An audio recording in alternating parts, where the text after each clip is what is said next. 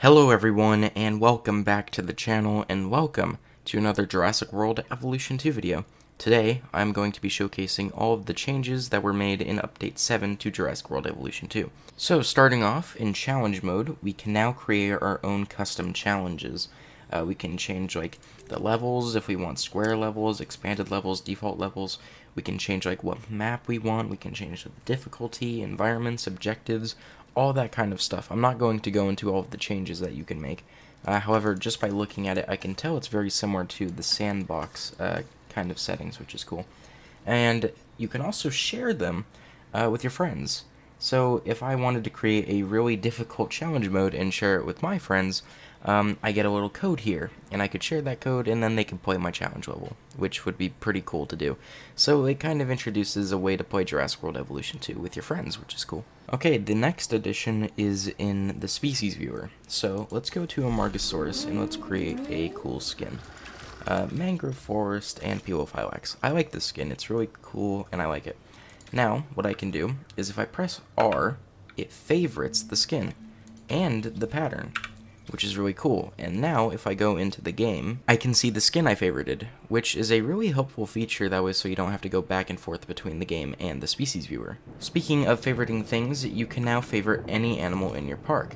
So if we go here, you can see that there is a favorite button, which I just pressed. It says, Mosasaurus has been tagged to drop location beacons when an interesting interaction happens. Favorited dinosaurs can be seen in the map view. And if you go to the map, you can see your favorite animal stands out from the rest. And there's even a separate section up here, which allows you to only see your favorite animals, which is cool.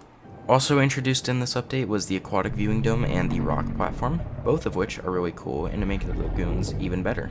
Now on land, I have constructed this small little park here, and you might notice that I have a few hybrid dinosaurs running around.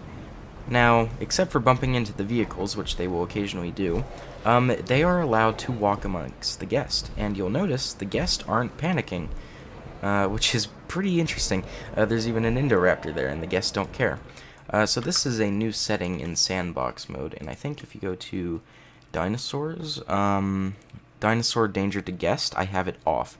And that means your dinosaurs can walk around the park and your guest won't care, which is a pretty interesting feature. However, I think it can be pretty cool for petting zoos and stuff like that, which would be cool.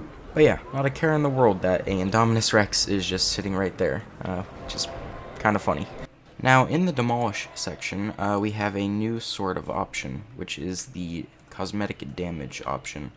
And here, we can apply damage to any building. So, let's say the science center. Boom, it's destroyed.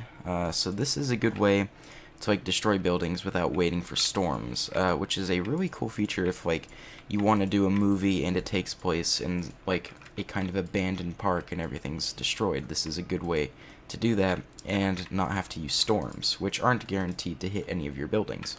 So this is just a good way to kind of create scenery with destroyed buildings, and yeah, it looks pretty cool. I like this new feature, it's nice. Now, something that people have been asking for is to have the amphitheater from Jurassic Park San Diego on any map you want, and we finally have it, which is pretty cool. Now I've added the Buck and Doe Rex from the Lost World in here. They look pretty cool.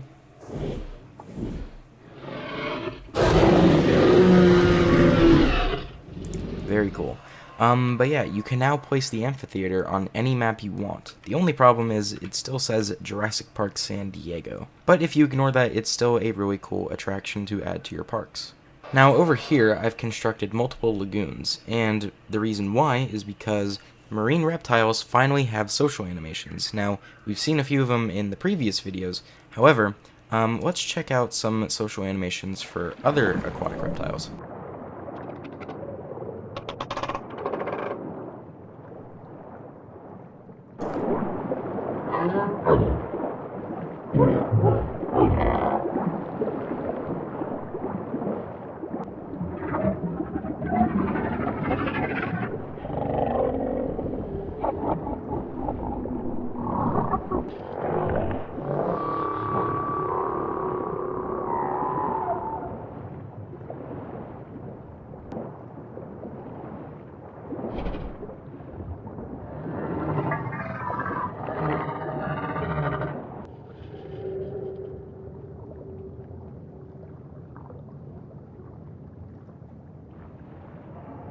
Alright, and I think that's pretty much everything that was introduced in Update 7. A lot of new and really cool features were introduced, like the cosmetic damage brush, the marine social interactions, the favorite skins option, the amphitheater. Everything about this update was pretty good. However, there is a bit of a bug with the aquatic viewing dome at the moment, where I think if you load into a save file, it will appear above water sometimes, but hopefully that will be fixed soon. Anyways, that is going to have to wrap up this video. If you guys did enjoy, make sure to press the like button and subscribe, and I'll see you guys next time. Goodbye!